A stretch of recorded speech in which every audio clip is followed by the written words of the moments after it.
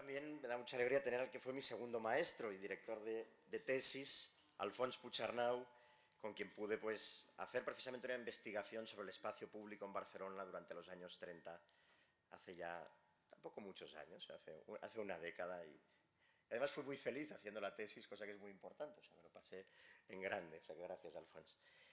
Bien, la esfera pública es una de las piezas claves de nuestra arquitectura social, pero también de la arquitectura humana. Es decir, una de las cosas que nos caracteriza y nos significa como seres humanos es que vivimos en una esfera pública y que nos distingue de los animales, ¿no? Es decir, que vivimos en un ámbito, en un escenario configurado desde la libertad que nos permite vivir en la palabra, en la razón, en la libertad, en la orientación al bien común. Y ese escenario, ese espacio, ese ámbito es la esfera pública. Y por eso en Sociedad Civil Catalana hemos querido dedicar esta escuela de verano a pensar el espacio público, porque es nuclear para el ser humano, nuclear para la vida política, nuclear para la sociedad, y pensar las premisas, los preliminares del espacio público. Debe ser absolutamente neutro el espacio público. ¿Qué significa que sea neutro? Ya vimos ayer que no era tan sencillo, ¿no? Que tiene el tema sus matices y sus intereses. ¿Puede colonizarse desde las instituciones el espacio público? ¿Debe haber límites o no al intercambio de ideas y de bienes? ¿Quién fija esos límites? ¿Cómo han cambiado las tecnologías nuestra relación con el espacio público y la propia configuración del espacio público, etcétera? Y vamos a dedicar, en este marco general, esta mesa concreta, este coloquio concreto, a una sección, a una parte muy relevante del espacio público, que es la polis, la ciudad. Cada vez vivimos en un mundo en el que los estados tienen un poder, una influencia menor, y tienen mayor las ciudades, las redes de ciudades. Y por tanto vamos a imaginar, vamos a pensar la ciudad desde múltiples puntos de vista. Yo espero que disfrutéis mucho de esta mesa. Es una mesa con personas muy potentes que han pensado este tema desde la estética, desde la filosofía, desde la política, desde la escenografía. Os agradezco que estéis a primera hora de la mañana este sábado. En cualquier caso, los ponentes, sabed que habláis para la nueva eternidad, que es la nube. Lo que digáis hoy aquí queda grabado para siempre y se proyecta para siempre y para el gran público a través del importante canal de YouTube de Sociedad Civil Catalana. Y sin más, voy a dar la palabra, en primer lugar, a Miguel Candel, profesor de Filosofía Antigua en la Universidad de Barcelona, catedrático de griego, traductor y comentador de Aristóteles, autor de diversas obras de filosofía, libros, artículos, ciudadano comprometido desde su progresismo constitucionalista, con quien he tenido el gusto de trabajar, siendo él presidente de Sociedad Civil Catalana Barcelona, coordinador de la sectorial de cultura, cuando pues, yo era presidente de la entidad.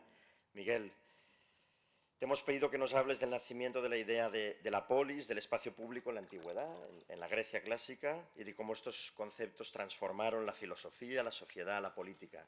Un honor que estés aquí, tienes la palabra. Muchas gracias. Estoy muy contento y honrado de participar en esta mesa.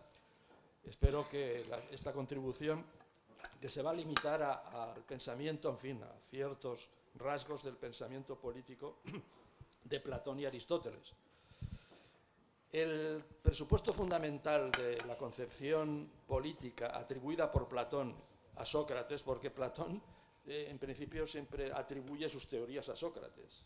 Pobre hombre, no sé qué diría si levantara la cabeza, o si hubiera levantado la cabeza mientras Platón publicaba sus diálogos. Pues en el diálogo La República, ese presupuesto que he dicho es que existe una correspondencia perfecta entre la estructura ética del hombre individual y la estructura política de la polis, que podemos ampliar hablando de sociedad o incluso del Estado. Platón atribuye a Sócrates la tesis de una estructura tripartita del alma humana compuesta de razón, ánimo o coraje y apetito o deseo de placer. Estos dos últimos elementos serían los elementos pasionales frente a la razón. Esta estructura corresponde a su vez a la triple estructura de clases o estamentos de la polis, que son los gobernantes, los guardianes y los productores. Lo que hoy llamamos esfera pública está constituida para Platón por el ámbito de actuación propio de gobernantes y guardianes, mientras que la esfera privada es el espacio en que se desenvuelve la actividad de los productores en sentido amplio, que incluye, por supuesto, la vida comercial y muchas de las actividades que hoy asignaríamos al sector servicios. En suma, toda la actividad económica. La separación entre la esfera pública y la privada ha de ser, según Platón, tajante. Gobernantes y guardianes no deben participar para nada en la vida económica propia de la esfera privada, salvo para regularla mediante leyes que garanticen un funcionamiento beneficioso para el conjunto de la sociedad. Tanto es así que los actores públicos mencionados deben carecer por completo de posesiones materiales a título personal, viviendo exclusivamente de un estipendio asignado por ley y extraído vía impuestos, digamos, de los recursos generados por la actividad económica. Queda así prediseñada, obviamente, la figura del funcionario público. Tenemos aquí, pues, la propuesta de un sistema no democrático, pues la gran mayoría de la población, los productores, no pueden, a su vez, participar en la esfera pública, es decir, en la toma de decisiones ni en la aprobación de las normas que rigen el conjunto de la vida social. Lo que está claro, eso sí, es que en semejante sistema es imposible la contaminación de la esfera pública por intereses privados, pero a un precio que nadie, después de Platón, ni el mismo Platón en su vejez, pareció dispuesto a pagar. Diferente por completo es el planteamiento de Aristóteles, que en su Política critica duramente la propuesta platónica, salvo en un punto crucial, que constituye de hecho un presupuesto común a la práctica totalidad del pensamiento político antiguo, a saber, la mutua imbricación entre ética y política. Esto es muy diferente de concepciones de la modernidad, como por ejemplo la famosa fábula de las abejas de Mandeville, que dice que los vicios privados son el fundamento de las virtudes públicas. Esto en el pensamiento antiguo es aberración total. Sigo.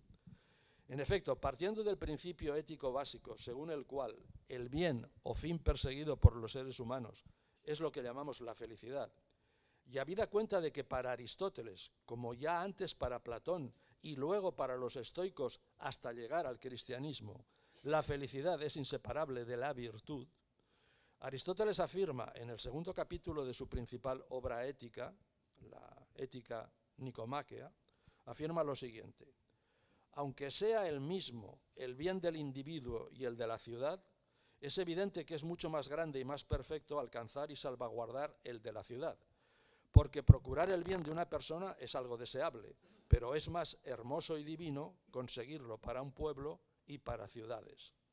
A esto, pues, tiende nuestra investigación, que es una cierta disciplina política. Esto lo dice en la Ética. De ahí que incluso en el vocabulario político de la modernidad, al menos en los autores que más directamente se inspiran en el pensamiento clásico, el término virtud sea de uso común tanto en el ámbito de la ética como en el de la política, independientemente del contenido que se le asigne a ese término virtud. Más allá de ese nexo común entre el pensamiento político de los dos grandes clásicos, lo cierto es que Aristóteles no vincula en exclusiva la esfera pública, como hace Platón, a uno o varios estamentos sociales determinados. Sin ser Aristóteles un devoto de la democracia, al menos en su versión ateniense, reconoce mayor grado de justicia a un régimen en que nadie quede excluido de la toma de decisiones que afectan a la colectividad. Eso sí, con distintos grados de participación. De hecho, para él, el sistema político más viable y estable, y el criterio de estabilidad es fundamental para Aristóteles a la hora de valorar los sistemas políticos, es aquel en que el demos, que en la Atenas de la época no designaba al conjunto de la población, sino al pueblo llano, participa en la mayoría de las funciones administrativas. Este es el régimen más justo, aquel en que el demos no queda excluido. excepto en aquellas decisiones que requieren un mayor grado de profesionalidad o especialidad técnica, como por ejemplo la jefatura de las Fuerzas Armadas.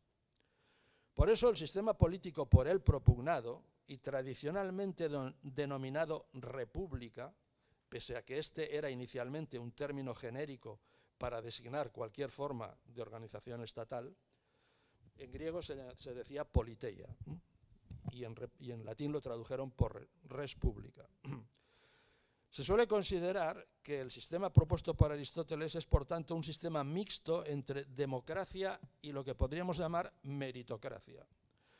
Los padres fundadores de los Estados Unidos de América empleaban el término república en un sentido muy similar a este de Aristóteles, contraponiéndola a la democracia como sistema en que todo el mundo tiene acceso a todos los puestos de la función pública y todas las decisiones son adoptadas en asamblea plenaria, sin ningún tipo de delegación o representación, es decir, lo que hoy día llamaríamos democracia directa. En el sistema propugnado por Aristóteles, la preeminencia de la esfera pública sobre la privada, independientemente de quienes administren aquella, es tan inequívoca como en Platón. Pero más que separación entre ambas esferas, hay para Aristóteles una subsunción de la esfera privada por la pública, aún conservando aquella un amplio margen de autonomía. De hecho, la esfera pública es la polis, es decir, la ciudad como tal, toda ella.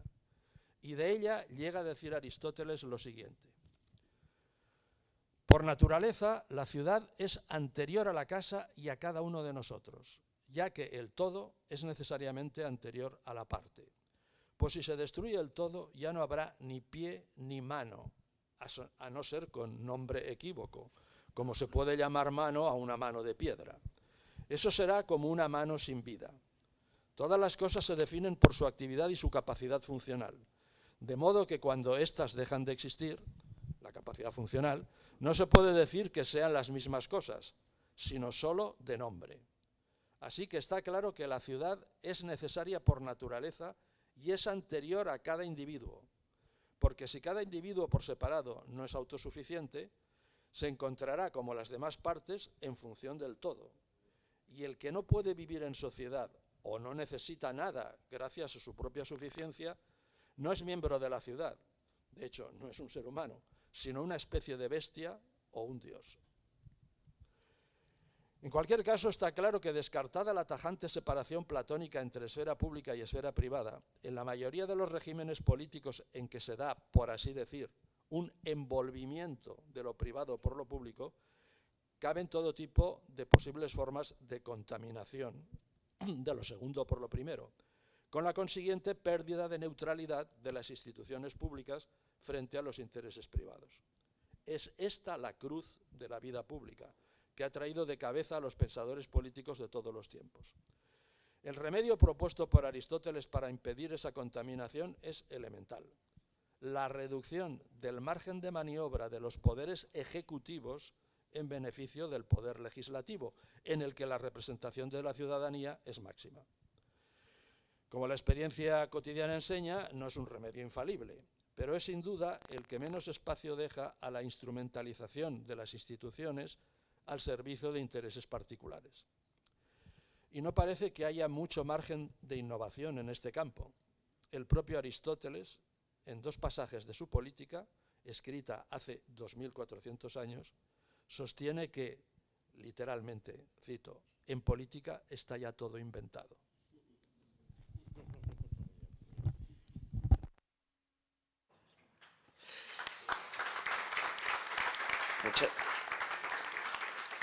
Muchas gracias, profesor, y muchas gracias por ceñirte estrictamente al tiempo. O sea, por eso has llevado escrito perfectamente al milímetro. Ya está claro que lo que les preocupaba hace 2000 años es lo mismo que nos preocupa ahora. Y, bien, vamos a dar la palabra ahora a Alfons Puigcercau, que es un pensador del siglo XXI, muy del siglo XXI, con espíritu y alma del mejor renacimiento. Y ahora veréis por qué. Es investigador y profesor en los campos de la estética, la filosofía, el cine, el urbanismo, la historia cultural, la filosofía política, el género o la teología. siempre en diálogo interdisciplinar y en diálogo entre lo clásico y lo contemporáneo.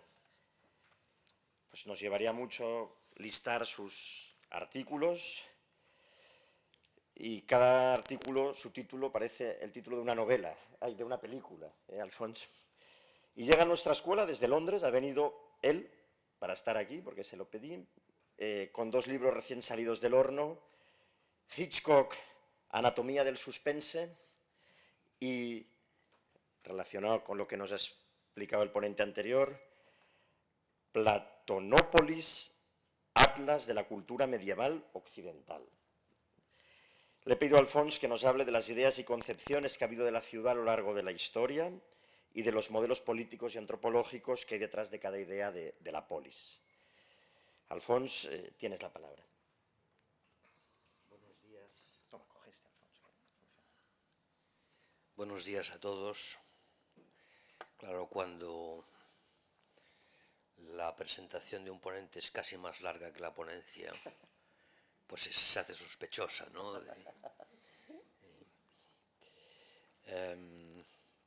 La verdad es que yo por primera vez en mi vida hablo o intervengo en un ambiente, digamos, de ideas políticas. Para mí es un terreno desconocido, pero que cada vez parece más relevante en la medida en que cada vez se ha hecho más resbaladizo. Agradezco la intervención de Miguel a mi derecha, porque me ayuda a explicaros aquello que Fustel de Coulanges en su Ciudad Antigua relata o cita de las vidas paralelas de Plutarco sobre la fundación de Roma. El paralelismo que él establece es entre Rómulo y Teseo. Vamos a quedarnos con Rómulo porque aquí abajo, un poco más abajo, hay una ciudad romana bajo tierra. Barcelona es una ciudad romana. Y Plutarco dice que Rómulo fundó la ciudad de Roma llegando con distintas tribus, que cada una llevaba en una bolsa la tierra de sus padres. Escogieron un solar, excavaron una semiesfera en el suelo y cada una de las tribus fue colocando allí dentro, en ese espacio que se llama mundus, la tierra de sus padres, es decir, la patria. Encima de este mundus, encima del mundo, celebraron un sacrificio que marcaba vertical y horizontalmente los ejes de coordenadas de la nueva ciudad. El Cardo y el Decumanus, que en el caso de Barcelona pues se sabe perfectamente dónde están. Y una vez marcada la palabra en el espacio público, con 2 bueyes que arrastraban una reja de cobre, se marca alrededor la muralla. Así nace, digamos, si queréis de forma legendaria, pero en realidad las ciudades romanas tienen esta estructura, ¿sí? Y las ciudades hispanoamericanas la tienen también porque las fundaron los españoles, que es la trama hipodámica que Hipódamo de Mileto diseñó al mismo tiempo o en el mismo momento histórico en que Platón escribía sus diálogos, en forma de una ciudad que tiene un centro, un solo centro, que representa la palabra, que representa el logos, que se abre al espacio público en forma de polis, en forma de acción política. De manera que en ese perímetro que constituye la muralla y que mira hacia el centro es donde se desarrolla la razón y se desarrolla la pasión y se desarrolla la retórica y se desarrolla la expresión de la política. De forma que fuera de las murallas no hay nada. Queda el desierto, el silencio, la irracionalidad. Así es como parece que nace lo que yo llamaría la ciudad horizontal. Es una gran paradoja que la trama de Ildefonso Cerdá en Barcelona sea en realidad hipodámica. Pero es una paradoja si uno no sabe que esa trama de Cerdá está orientada siguiendo la dirección opuesta de una bisectriz que parte del centro romano de Barcelona, hoy en la plaza de Sant Jaume, que prolongándose hacia atrás, hacia la zona del paralelo, pues realmente orienta la trama hipodámica del ensanche barcelonés. He aquí, por lo tanto, este primer modelo de ciudad cuya escenografía, cuya representación en 3 dimensiones, cuya vertical es horizontal precisamente. Evidentemente, este logos retórico, este logos literario o este logos filosófico, va a tener una traducción en una teología política, bueno, una teología política que ya existe en la Roma imperial, obviamente, pero que en la medida en que nos dice el Evangelio de San Juan, que ese logos griego, esa palabra, ¿no?, ese verbum romano, es Cristo, pues ahí es posible que nazca la ciudad medieval y que nazca, digamos, en última instancia, en ese centro de la ciudad medieval, la catedral con las escuelas catedralicias, el nacimiento de la universidad,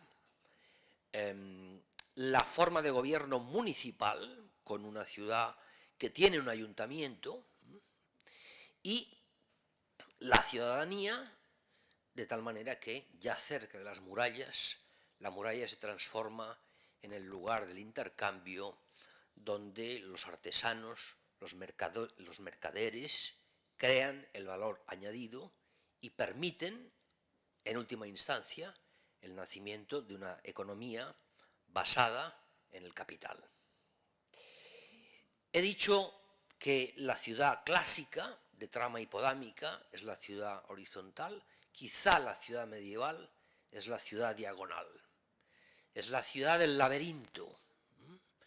Un laberinto que, así como Umberto Eco había dicho de la ciudad antigua que era un laberinto univiario de acceso al centro de la ciudad, que es la verdad, el laberinto de la ciudad medieval es un laberinto, dice Umberto Eco, que es manierista, porque se basa en una disyunción. Vamos a entrar en el laberinto y vamos a tener que escoger o bien una vía correcta o bien una vía equivocada. Es la duda metódica, en realidad. Es un laberinto que prefigura la ciudad moderna y es un laberinto que en realidad prefigura, atención, prefigura quizá el bipartidismo. ¿Hacia dónde voy? Y dice Umberto Eco que se trata de un laberinto de prueba-error. Si fallo en mi voto hacia este partido, he cometido un error, me voy a dirigir hacia el otro. Aquí lanzo un tema de debate que quizá gente con más autoridad en este asunto que yo pueda desarrollar. los dos cuerpos del rey son esos dos cuerpos. Dad al César lo que es del César y a Dios lo que es de Dios. Nace así esa teología política que Ernst Kantorowicz, en los años 40, describió como los dos cuerpos del rey. El rey a veces funciona como emperador, pero a veces el rey funciona como Cristo en la tierra. ¿Cómo entonces secularizar lo sagrado y al mismo tiempo sacralizar lo profano? Por ejemplo, una manera en la Barcelona actual de sacralizar lo profano es crear un distrito sagrado como el 22 Arroba, ¿no? Un distrito donde había habido industria y que ahora parece que con el I+D y el valor añadido de la investigación, más que industria, tengan como una especie de sacramentos que les permiten recibir, por cierto, bastantes subvenciones. Por último, quizá en estos 2 minutos de gracia que me quedan, la caída de las murallas, abajo las murallas, dice el lema en la Barcelona próxima al urbanismo de Cerdá. Esas murallas caen y se produce la multiplicación del centro. Si quizá ese urbanismo transversal, horizontal, representa simbólicamente la Jerusalén celestial, la ciudad con su centro, la ciudad pura, la ciudad democrática.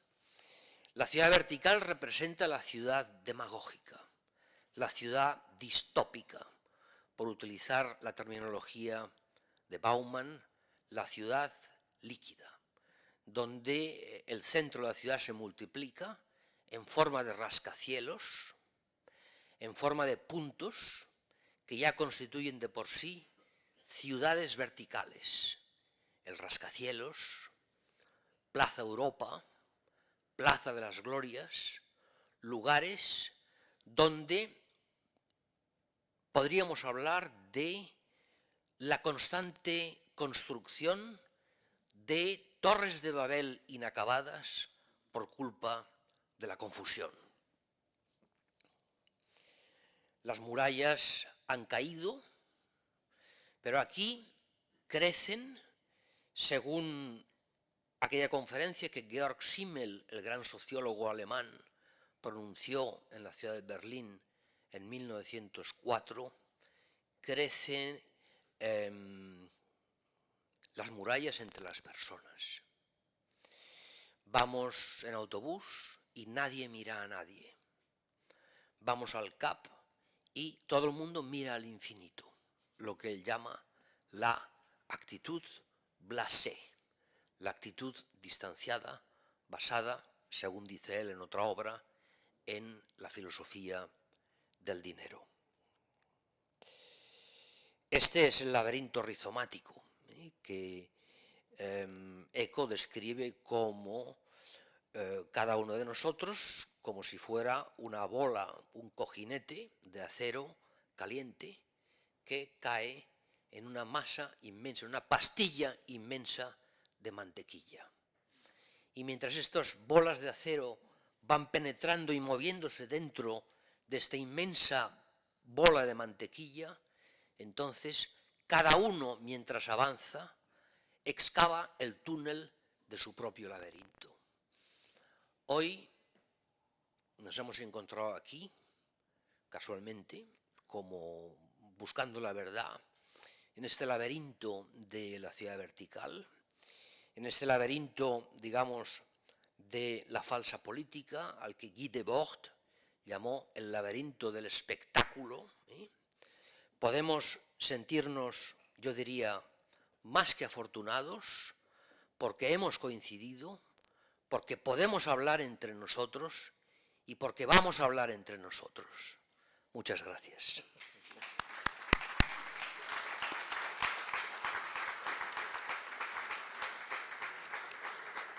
Muchísimas gracias, Alfons, por este recorrido en 15 minutos, no, un poco menos, por toda la historia del pensamiento occidental. Ojalá pudiéramos tener todo el día para hablar. Vamos a avanzar para cumplir los horarios y luego la gracia de estas escuelas de verano son los cafés que hay después, son la comida y hablar entonces y desarrollar después los temas y verse después otro día para que de aquí salga un libro, bueno. Y ahora perdón, me han cambiado el orden, voy a presentar a Ana Isabel Ruiz.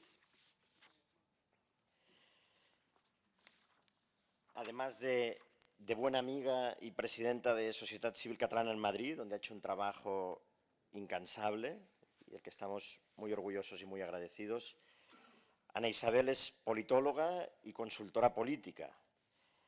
Y os voy a leer lo que me ha pasado ella, porque me parece muy original, cómo me ha querido cómo me ha sugerido. Dice, oye, yo he dicho, dime un poco tu trayectoria y tal. Dice, mira, te paso esto. Os lo voy a leer porque es un buen resumen de las paradojas de la política actual que también se citaban ahora. Dice, terminé ciencias políticas con la duda de si la política comunicaba o mandaba solo eslóganes. Entré en una agencia publicitaria con campañas para llevar IKEA y BMW, para aprender cómo se comunica y se generaba una marca. Cuando volví a la consultoría política descubrí que efectivamente los partidos aún estaban en los eslóganes, pero que en los últimos 10 años esto ha cambiado muchísimo. Y es peor, ya no hay quien diferencie un partido de una marca comercial.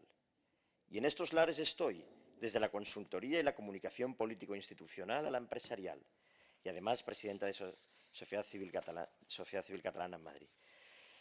Pues Ana, lo que me gustaría que nos explicaras es si tú crees que el mundo digital, que conoces, en el que has trabajado, el mundo de las redes sociales, es la nueva esfera pública.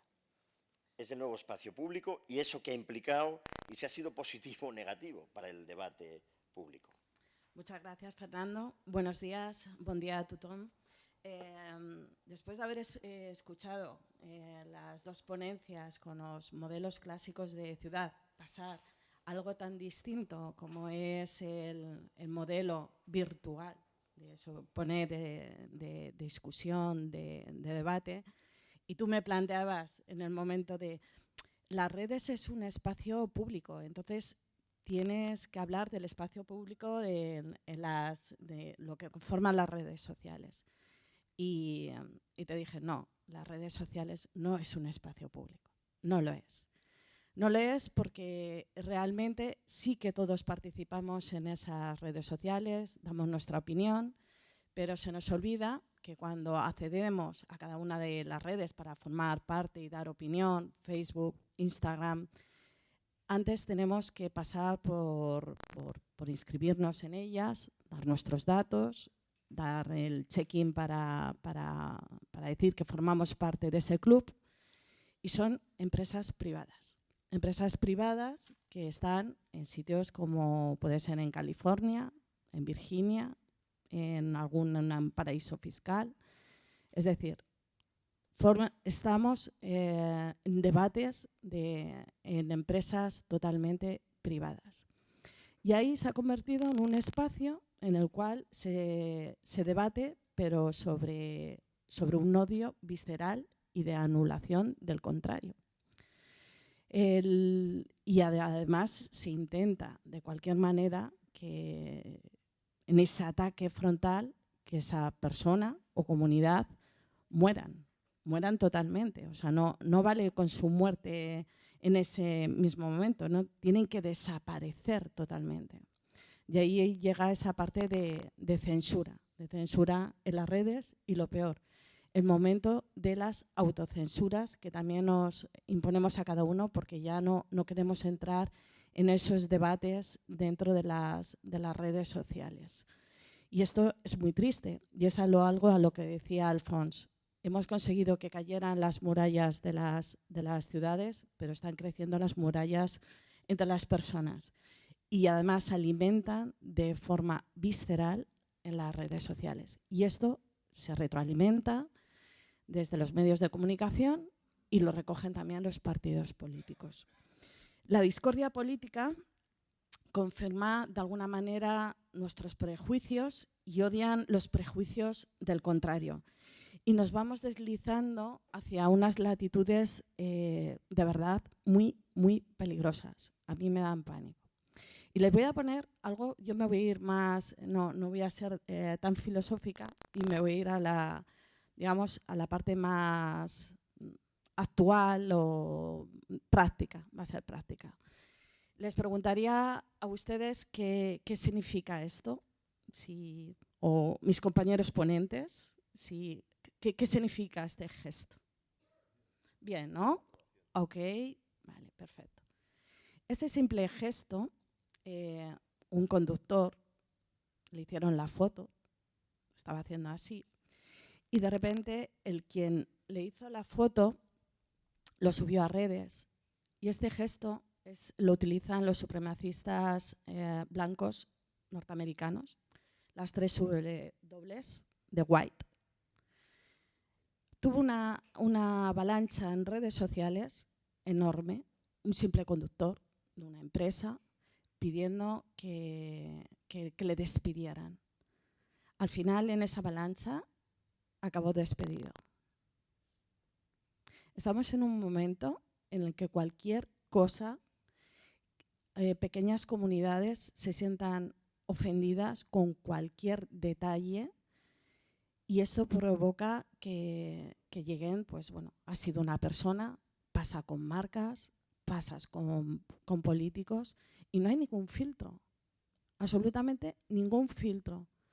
¿Quién es el juez? ¿Dónde están los testigos? ¿Qué está pasando ahí en esa ciudad que perdemos ese aspecto de civilización? Porque nos convertimos en todo. Somos jueces, fiscales, pero no hay abogados defensores. Al final, la persona acaba totalmente anulada y fuera de esa ciudad virtual en la que pierde totalmente toda su identidad. Y puede perder hasta, pues eso, su sustento, su vida. Y esto está pasando en los partidos políticos también, con debates a veces que son muy vacíos. O sea, y una obsesión tremenda por generar un trending topic que mañana va a estar totalmente olvidado. Pero se alimentan de ello. Y genera una tensión porque hay que tener ese debate, llegar a no sé cuántos 1000 likes y tener esa llamada de atención que mañana se va a olvidar. Nadie se va a acordar que fue trending topic ayer, y mucho menos de hace 3 días. Si alguno de ustedes se acuerdan, pues de verdad es de éxito. Pero las redes sociales están consiguiendo esto en el debate público. Están anulando la personalidad y la individualidad. Y esto genera, y deberíamos de tener un debate sobre ello. Y con esto quería cerrar. Voy a ser breve.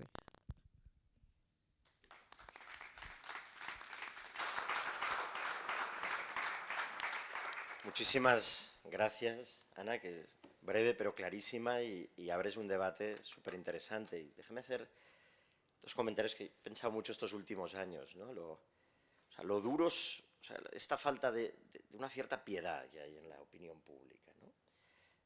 Piedad siempre con los demás, porque con nosotros siempre encontramos la justificación de no, pero es que esa circunstancia.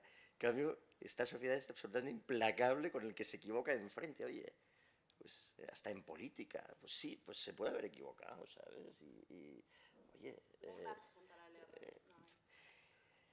efectivamente. Y luego otra cuestión, y paso la palabra, pero claro, que nos hemos encontrado los que hemos hecho política o los que hemos hecho activismo civil, y que no es tan fácil, ¿no? O sea, es muy claro el marco, y luego es muy claro que si tú haces un tuit positivo tienes 3 retweets, si haces un tuit machacando al contrario tienes 300 retweets, ¿vale? O sea, eso es una experiencia real, cotidiana y vivida por todos los que estamos aquí, que nos hemos dedicado de un modo u otro. Y realmente es un dilema que se te presenta y no es fácil, porque tú tienes que ganar las elecciones. Y bueno, entonces encontrar ese equilibrio ético y al mismo tiempo de persuasión comunicativa. Es verdad que algo está cambiando, ¿no? También con algunos nuevos liderazgos que de repente, no, yo no quiero dedicarme a ganar likes, ¿no? Entonces, a ver si con esta desgraciada crisis que vivimos ahora vuelve una política también un poco más... Va a ser complicado, sí. Bien, pues gracias, Ana. Y bueno, pues damos la bienvenida, diría yo que a Sociedad Civil Catalana, también a José Manuel Calvo, que es la primera vez que participa también en un acto con nosotros. Es concejal en el Ayuntamiento de Madrid, profesor en IES School of Architecture and Design. Durante la alcaldía de Manuela Carmena fue el máximo responsable de arquitectura y urbanismo del ayuntamiento. También ocupó la presidencia de la Comisión de Urbanismo, Infraestructuras y Vivienda de la Federación de Municipios de Madrid, así como la vicepresidencia de la Empresa Municipal de Vivienda y Suelo de Madrid, que creo que luego ha sido conocida por otras cuestiones, ¿no? Cuando lo he leído. Pero bueno, has tenido una responsabilidad muy importante en la ciudad más importante de España, una gran ciudad europea, y has tomado decisiones muy importantes sobre urbanismo, que luego han sido muy criticadas, luego han sido mantenidas en buena medida, etcétera, ¿no? Hoy lo que te pedimos es que nos hables un poco de esta experiencia tuya y de tu punto de vista para intentar lograr este espacio público más humanizado, quizá menos mercantilizado. ¿Cómo ves el futuro del espacio urbano y de los difíciles equilibrios que hablábamos cuando hablábamos por teléfono entre espacio cívico, espacio humano, espacio económico, espacio de tránsito? ¿Dónde está el equilibrio? Con este, sí, sí oye. Bueno, en primer lugar, buenos días a todos, a todas, a tothom. Perdonad, mi catalán no lo hablo ni en público ni en la intimidad. De momento. De momento, todo será ponerse. Y agradecer a Sociedad Civil Catalana y a Fernando en concreto la invitación para participar en esta jornada. Como bien decía Coge este, Fernando, es el que va.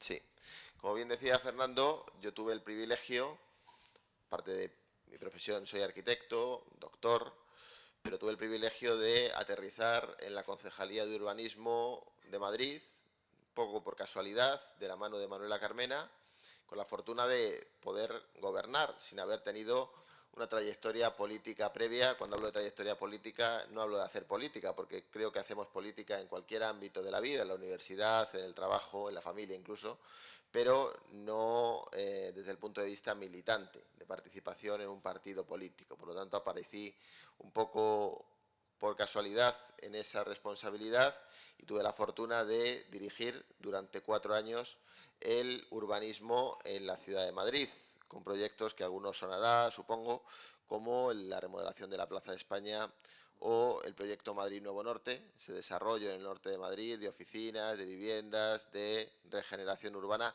que es además una de las operaciones urbanísticas más importantes probablemente que haya ahora en el mundo, no solo en Europa, que está en marcha.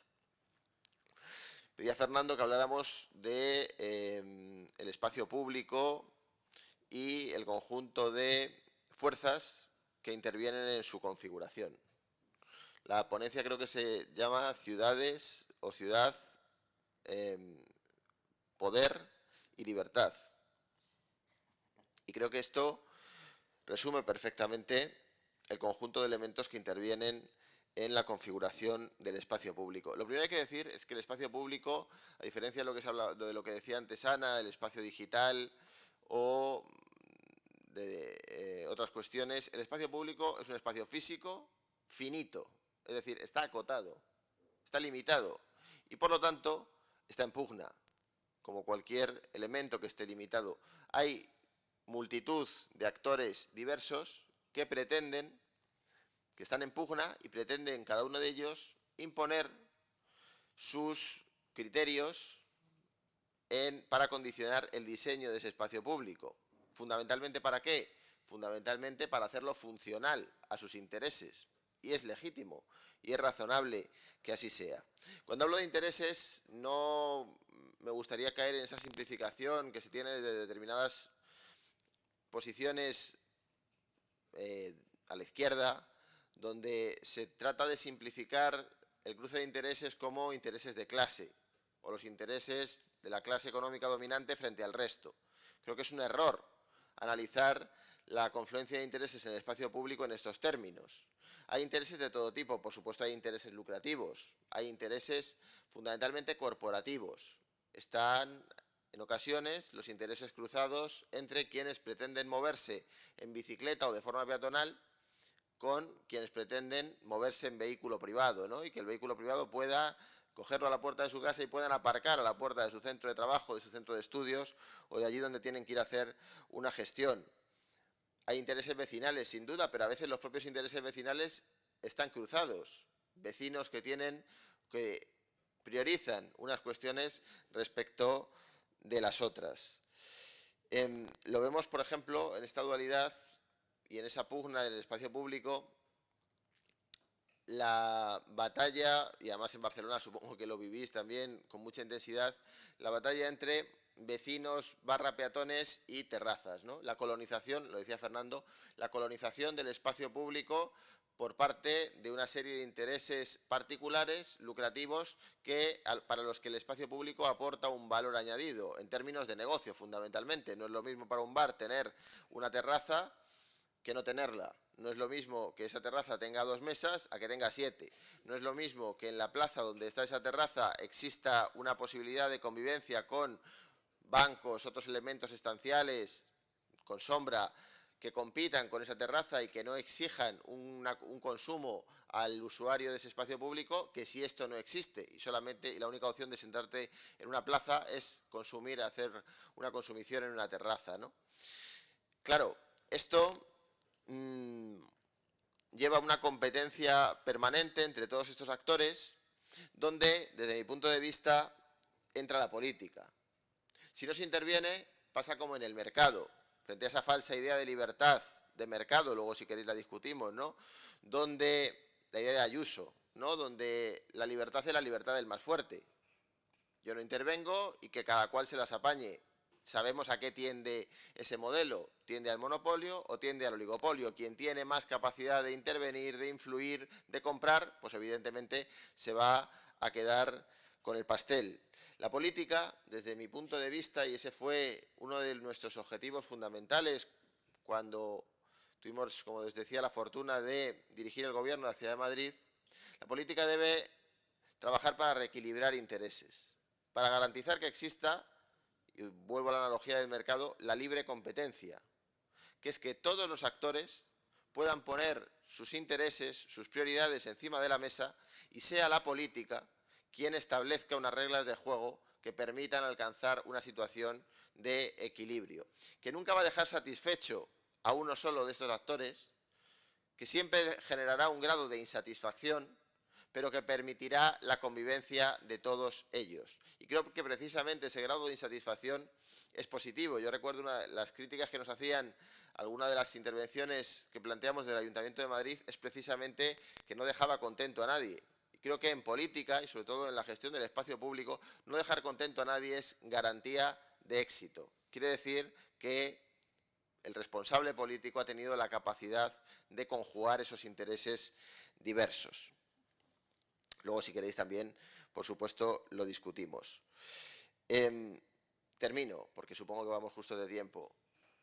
Hay la diferencia, desde mi punto de vista, entre, y tomo la analogía que decía Alfons, ¿no? Entre el bipartidismo o entre las dos fuerzas políticas siempre en competencia, que podríamos etiquetar, y permitidme la simplificación, entre el progresismo y el conservadurismo.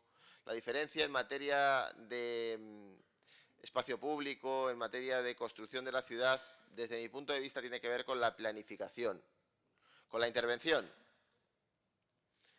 con el establecimiento de esas reglas de juego. El progresismo defiende la planificación. Yo creo que las ciudades deben planificarse.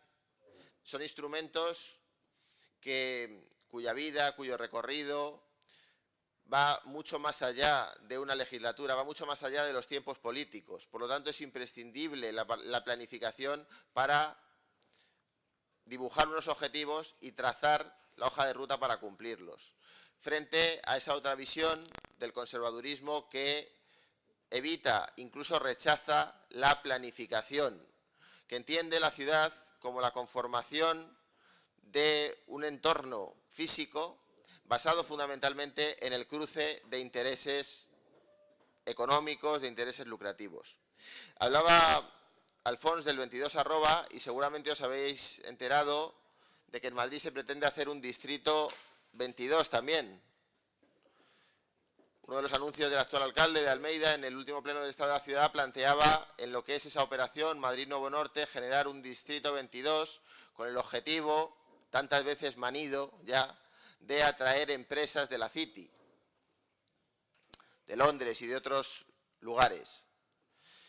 Y aquí, desde mi punto de vista, está la confrontación de los dos modelos, porque ese distrito 22 o esa atracción de empresas no va a tener mucho que ver con las prestaciones objetivas que ofrezca ese trozo de ciudad. Metros cuadrados de oficinas prime, buenas comunicaciones, buenos espacios públicos, buenos servicios.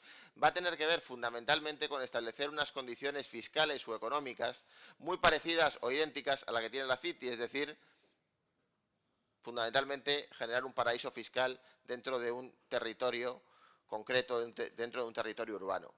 Y ahí creo que entra la política. La política debe, como digo, equilibrar esos intereses para evitar ese tipo de abusos por parte de un actor respecto del resto en la conformación de la ciudad. Ese fue el leitmotiv que guió nuestra política y esa es la filosofía o el planteamiento político que yo defiendo cuando hay que intervenir en la ciudad y, en concreto, en la configuración y en la transformación del espacio público. Muchas gracias. Muchísimas gracias.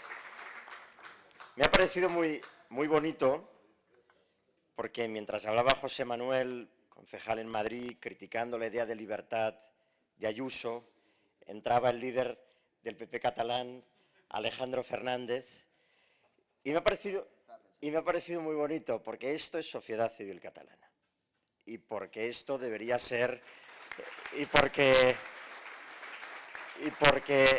bueno, hablaba de Aristóteles, Miguel, y esto es la amistad civil, al final, que más allá de las discrepancias que existen y son magníficas, ayer estábamos cenando y a tu derecha estaba una persona que está montando un think tank contra tus ideas y estábamos cenando tranquilamente y bueno, pues para esto sirve también la Escuela de Verano. Vamos a cerrar esta mesa con el último ponente, gracias, José Manuel.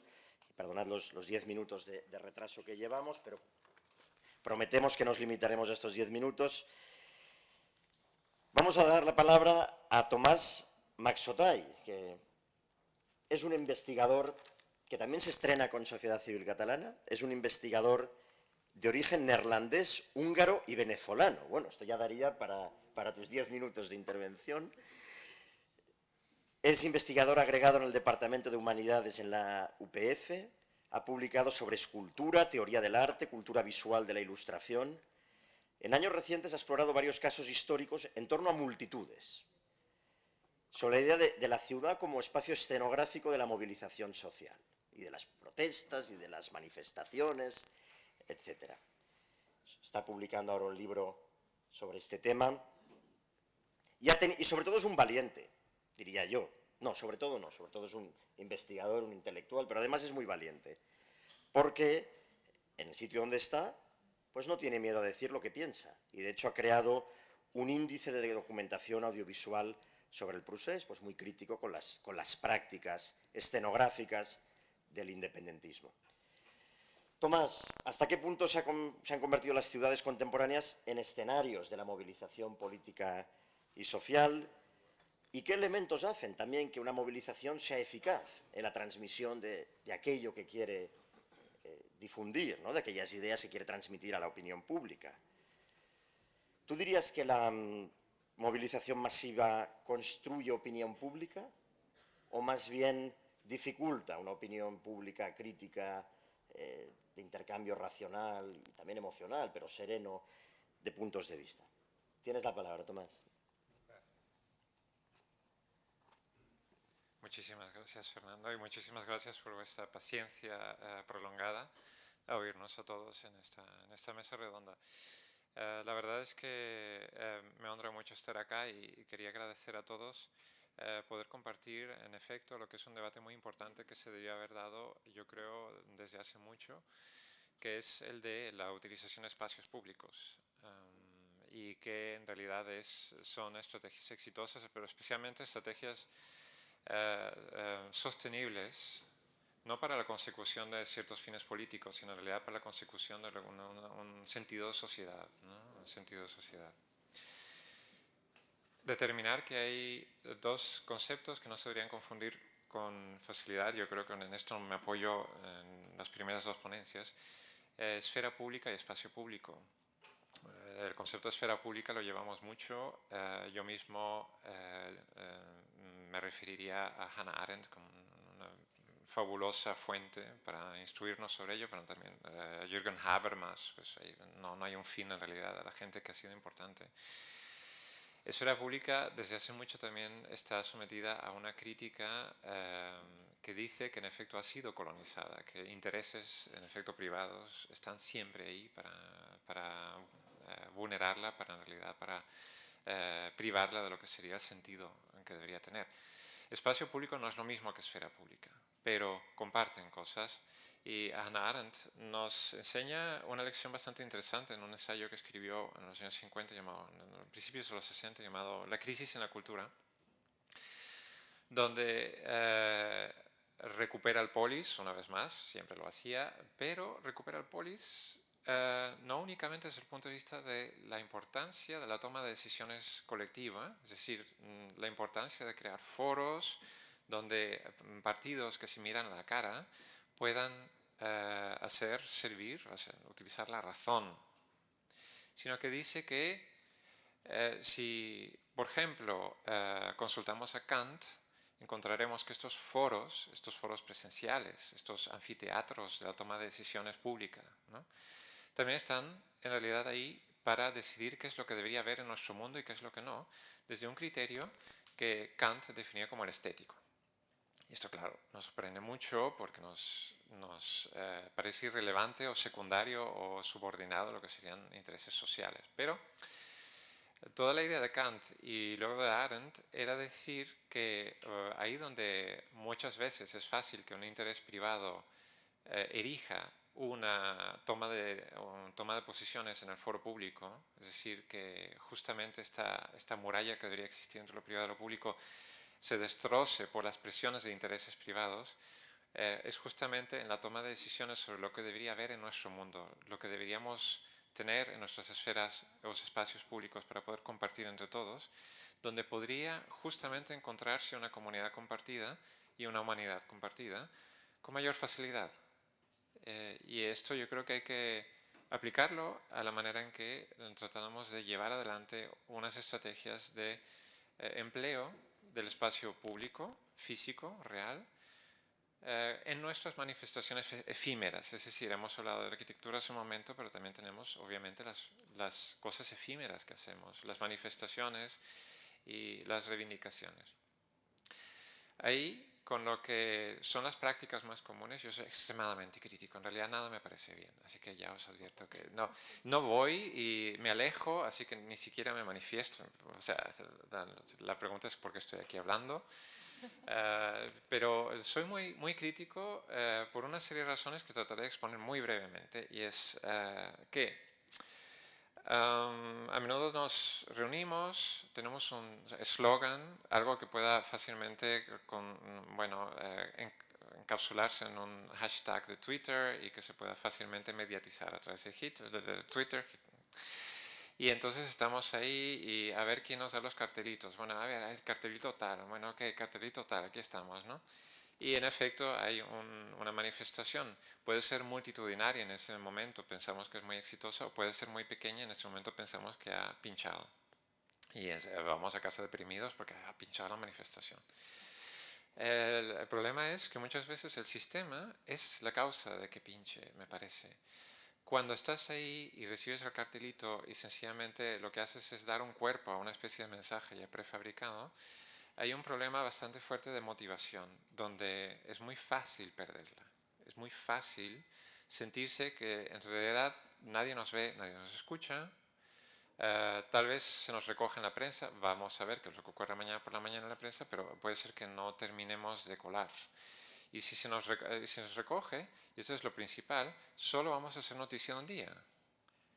Claro, esto empeora a medida que los temas y los eslóganes de las manifestaciones son únicamente los últimos abusos que se han visto en un lado o en otro del espectro político. Es decir, que sean únicamente actuales, que sean únicamente reacciones, contracciones a una especie de acción política que es realmente la hegemónica y la dominante.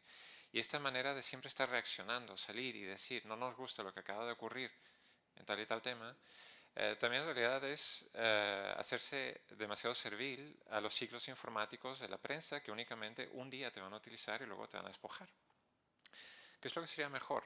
Pues muy brevemente, sería mejor salir realmente para tratar de construir un modelo de sociabilidad. Y con eso quiero decir dos cosas.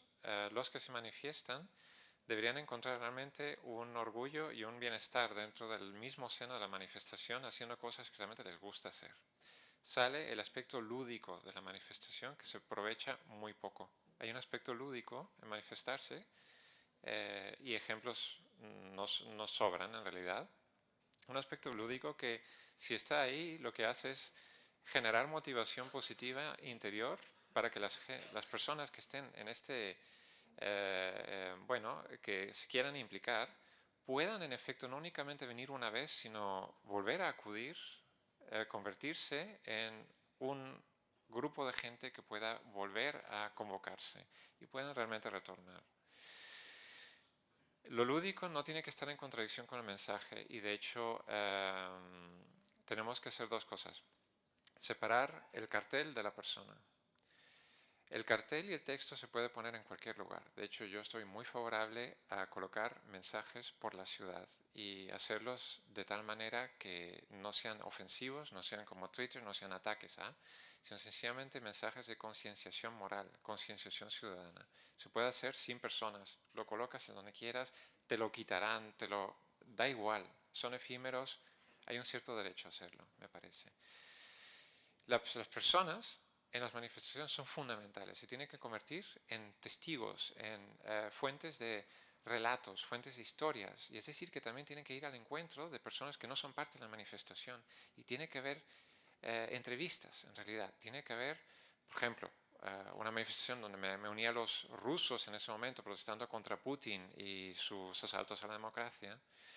Tenían la idea de salir al encuentro de personas en la calle, sencillamente con un cartel, un statement sobre Putin, pero más que nada para decirles, mira, estamos aquí por esta razón, pensamos que es muy grave que se está aplastando la democracia en Rusia, ¿qué es lo que tú piensas? Y hacer una pequeña entrevista en ese momento y tratar de convencer a la persona al final de la entrevista, ¿te quieres hacer una foto con este cartel? Y entonces se hacía las fotos con los carteles. Pero también las personas que se manifiestan son fuentes de historias, están ahí por alguna motivación personal y son testimonios. Ellos pueden tener algo que contar y esta relación se puede también convertir en el objeto de la manifestación y aquello que le presta un interés. Siendo muy negativo sobre la práctica general de manifestaciones, tengo un ejemplo que yo siempre realzo. Un minuto, bueno, con un minuto tengo. Un ejemplo que realzo en positivo, que tiene lugar aquí en Barcelona y que dentro de estos nuestros círculos un poco críticos realmente con lo que es nuestro mainstream político en Cataluña, no dejemos de decirlo, yo diría que es exactamente el modelo a seguir y que no es una manifestación política para nada, es una manifestación comunitaria, que es la Feria de Abril, que es una de las cosas más multitudinarias que jamás se verán aquí en Barcelona, que no son políticas, en realidad es un traslado fotocopiado de una práctica que tiene lugar en Andalucía, pero significa algo completamente diferente al poder celebrarse en Barcelona, atraer tanto público, ofrecer en realidad, un aspecto tan fuertemente lúdico, donde puedes bailar, bueno, pescadito frito, etcétera, etcétera, pero es una manifestación a todo dar, las mujeres con los trajes lunares, intergeneracional, en el sentido también que Hannah Arendt realmente nos animaba a hacerlo, la participación de los niños es igual de importante que la participación de las siguientes generaciones, porque lo que se está ocurriendo en algo así como la Feria de Abril es un traslado intergeneracional de una serie de valores sobre cómo somos comunidad. Está todo ahí, ya está hecho, lo hemos fabricado. Y es un éxito tan rotundo que el poder hegemónico en Cataluña no puede realmente tocarlo. No, tratar de implantar una voz propia ahí, pero en realidad es una cosa que es tan sólida, es un pilar. Yo diría que una manera de reformar nuestra práctica sería esa. Es todo. Muchas gracias.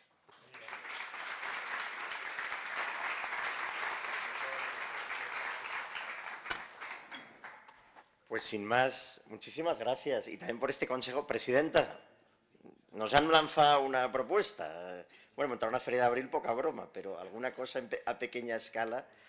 Muchísimas gracias. Vamos a tener que terminar, habría muchísimo que hablar, pero tenemos ahora la ilusión de escuchar también a Alejandro Fernández. Y después en el café, pues tendremos ocasión, con calma, de departir de los muchísimos temas que han quedado pendientes de hablar con calma. Muchísimas gracias y adelante, Alejandro y Sergi.